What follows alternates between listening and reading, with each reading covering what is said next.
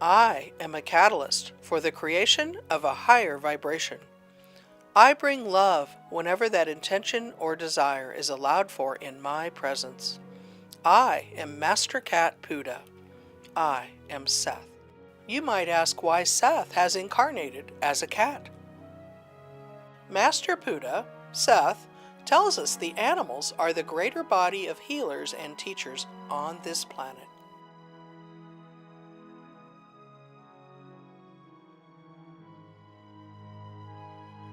This is the work of epigenetics on the planet. The old view of DNA said that our genes predetermine and control our physiologic and behavioral traits. So we now know that we were taught that our DNA is genetically predisposed when we were born. But the science of epigenetics has proven that our perceptions of the environment, including our consciousness, is the energy that actively controls our genes. Epigenetics is applied consciousness in motion for us, where nothing is predetermined. And by shaping your own biology, you actually become the master of your life. Let's talk about that. The old science dissected organisms into cells, when we were in school, and cells into molecules to study everything independently and separately. The accepted model of science was that we are separate and there is a need to compete to survive and sustain yourself as an individual. Now, quantum physics and biology have proved a new foundation for science. Now, quantum physics and noetic science reveals that cells in organisms as integrated communities that are physically and energetically entangled with their environment. This new view of evolution is one based on cooperation among the species and within their physical environment. There's even a new paradigm that's being scientifically proven, and I've got a little quote here from the scientist James Lovelock, where he says, "The Earth and the biosphere represents a single living, breathing entity known as Gaia. Our careless disregard for nature, Gaia, and our insistence that we are here to dominate and control this planet has led us to injure and damage the very environment that gives us life. Now, Gaian physiology courses are suggested and designed to reacquaint us with our connection to the planet and to our ancient role as caretakers of the garden we call Gaia." End quote. So with that in mind, we're going to shift over now to what the whales and dolphins have shared with me. They are the epigeneticists and always have been of our planet. And for those that don't know, whales and dolphins represent what I call super sentient ancient beings on our planet.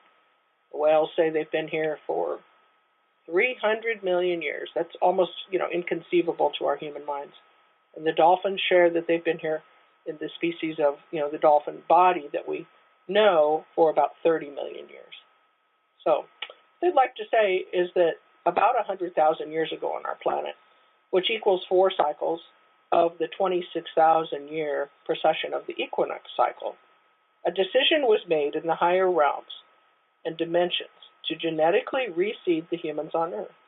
A lot of our work's about that, and we're just going to touch on that today. The people that existed at that time were living in a linear time frame in 3D with no real way to evolve back to 5D or higher. During the fall in consciousness on our planet, the human DNA had been stripped to just 2 active strands.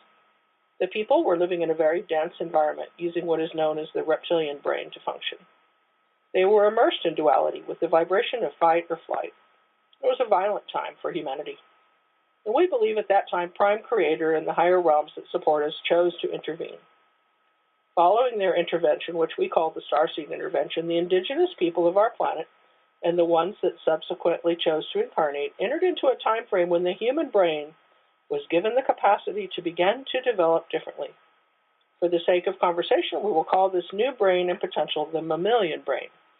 We were patterned actually after the cetaceans in that realm. The frontal lobe was given the capacity to develop, and the third eye, or the pineal gland, was activated in a way that it could grow and connect directly to the heart, which in turn could then connect to the right side of the brain. The indigenous people began to evolve again and started recording Earth's history in a different way. People became philosophers and wisdom keepers. They began to understand that the Earth herself is alive and that we are all connected to nature and to the animals and to that which we call source energy. Humanity developed universal ethics in their teachings, and parenting embraced the concept of infinity. Humanity now had the potential to move beyond the mind into a true spirit connection. The ability to step outside of linear space and time and speak to spirit or God was developed. The native tribes began to develop what we now refer to as shamanism. They developed a true spirit connection with the unseen world and with their ancestors who had passed on. They developed their ability to heal themselves and others through these connections. The rituals and rites in many tribes were passed on through the generations to create what we now call the creation of the Homo luminous light body. The indigenous have known and used these methods for thousands of years, and our Western world has moved away from these truths.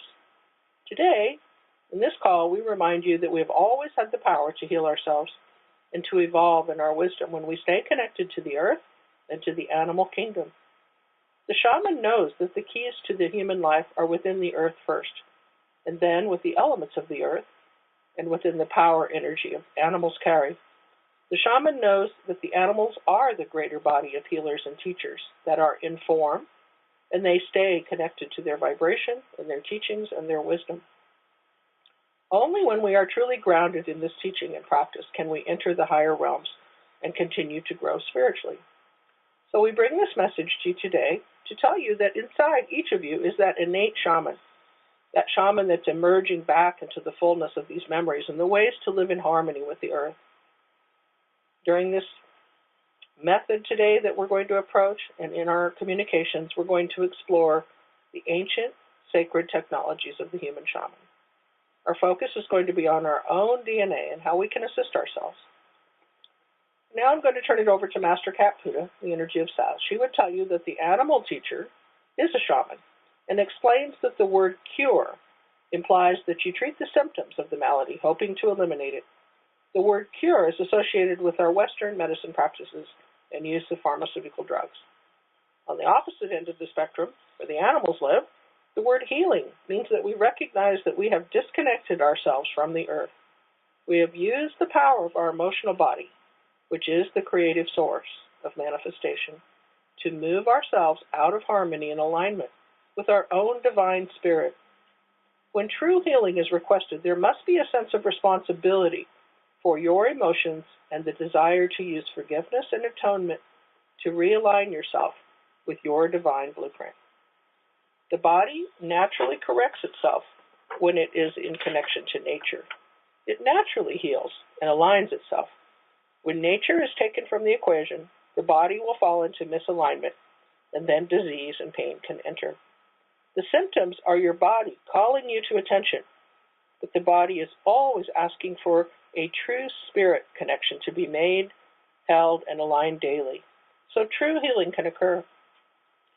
So Master Cat Puda's question to each of you is, are you a caretaker of the earth? Do you use the organizing principles of the earth to connect yourself to your sacredness? Do you honor the earth and her directions? Do you honor the elements?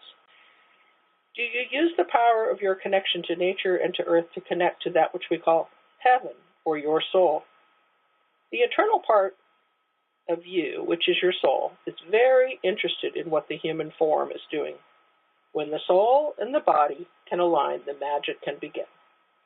So in order for you to consider or continue with creating heaven on earth, remember we must first honor the earth and your part here on this planet as your temporary home.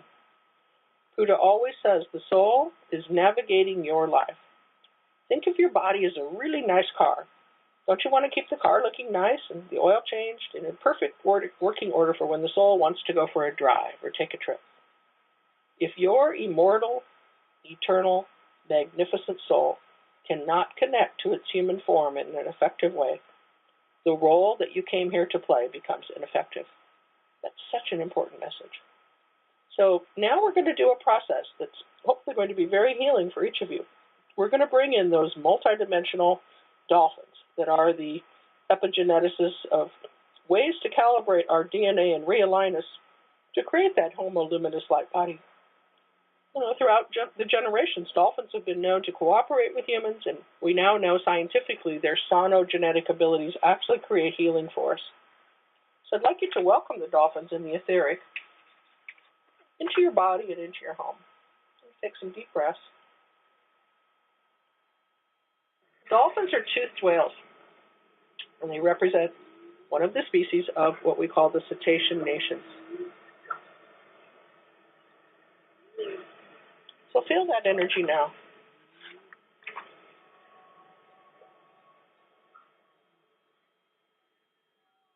Allow it to swim into your home, to embrace you, to raise your vibration.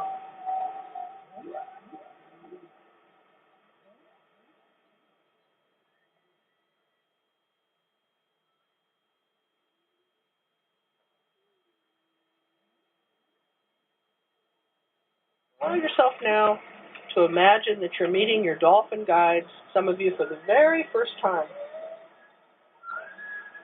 The energy of the dolphins is guidance. It's joy. It's acceptance of the vibration that we are the creators of our own reality, and that it's perfectly right and appropriate to expect the ambassadors and embodiments of joy who have been here longer to come forward and help you to achieve an emotional state of happiness, passion, love, and joy.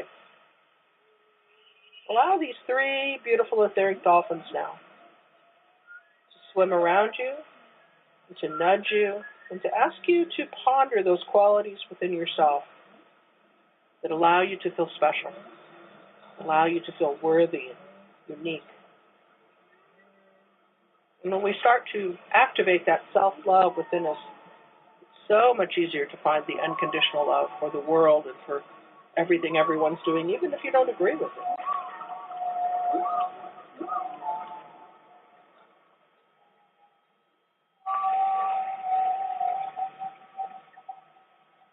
The dolphins tell us that they are the designated keepers of the human DNA template system. They actually receive infusions of DNA activations through the Earth's ocean systems from the divine creator. They tell us it's their given task to process this information internally and calibrate the actual DNA that is perfect and right for each person.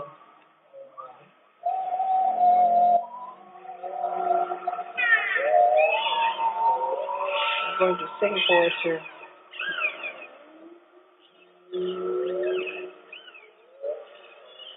Allow yourself to feel this experience now and breathe in their energy as they move around you. Each person, this will be a unique experience in raising your vibration, allowing yourself to feel more love.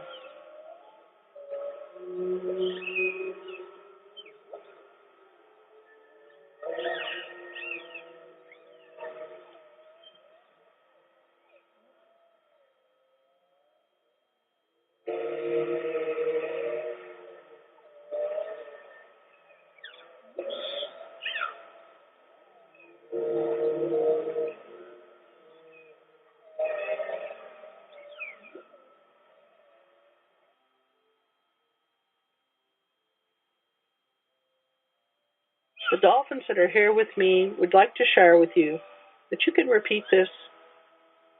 You can call them in at any time, and you can know even if you don't live where physical dolphins are, they're here to help. They have the wisdom, they have the experience, and they have the vibrational calibration that can assist you so much. They tell me that they're here to help us learn to love and to be better listeners. They're here to help us learn to receive, to bring in the love, the sharing, and the opportunities that life offers us.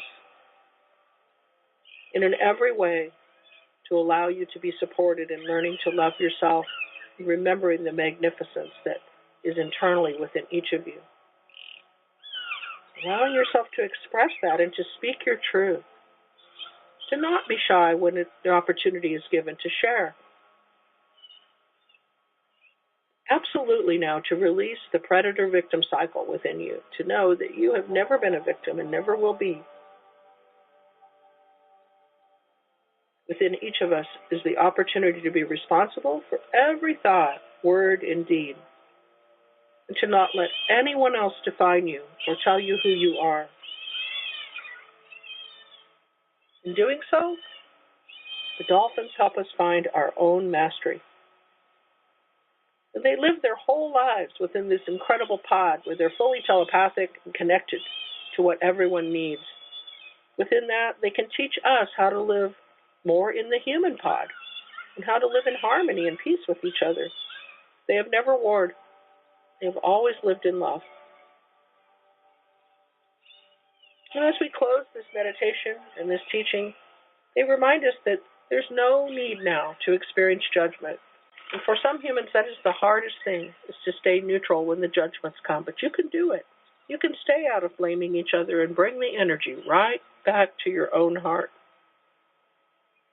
Right back to taking care of you and knowing that it's very important to nurture your vibration so that each day as you venture out into the world, it can become sustainable and secure, and that you can become neutral to what other people are doing that is not pleasing for you. Remembering at some level the world is big enough for everybody, and if we would all focus more on our own vibration, we would have much more to share with each other. Most importantly, to remember that you are so worthy. You deserve to be here. You have an eternal, wonderful contract that brought you here to be a part of Earth's history at this time. You are divine. We close this meditation and healing now, taking a deep breath, touching your heart, and remembering you are loved and supported beyond anything you can imagine. And these beautiful animal beings who are the first representation of Earth shamans are with you. Namaste. Taking some deep breaths, wiggling your fingers and toes, coming back into your body.